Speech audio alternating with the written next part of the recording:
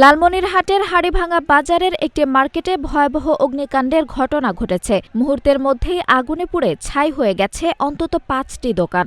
এতে প্রাথমিকভাবে প্রায় ৩০ লক্ষাধিক টাকার ক্ষয়ক্ষতি হয়েছে বলে ধারণা করছেন ক্ষতিগ্রস্ত ব্যবসায়ীরা। ২৩ ডিসেম্বর রাত ৯:৩০টার দিকে হাড়িভাঙা বাজার এলাকায় এই অগ্নিকাণ্ডের ঘটনা ঘটে। স্থানীয়রা জানান, হঠাৎ করেই একটি দোকান থেকে আগুনের লেলিহান শিখা ছড়িয়ে পড়তে শুরু করে। আগুনের তীব্রতা এতটাই বেশি ছিল যে কিছু বুঝে ওঠার আগে পাশের দোকানগুলোতেও আগুন ছড়িয়ে পড়ে।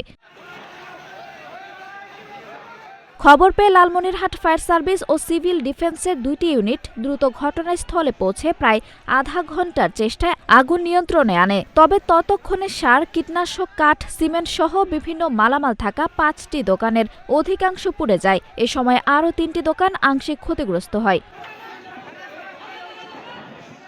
অগ্নিকাণ্ডে ক্ষতিগ্রস্ত ব্যবসায়ীরা জানান, আগুনে তাদের দীর্ঘদিনের সঞ্চয় ও ব্যবসার মূলধন পুড়ে গেছে। এতে তারা চরম হতাশায় পড়েছেন।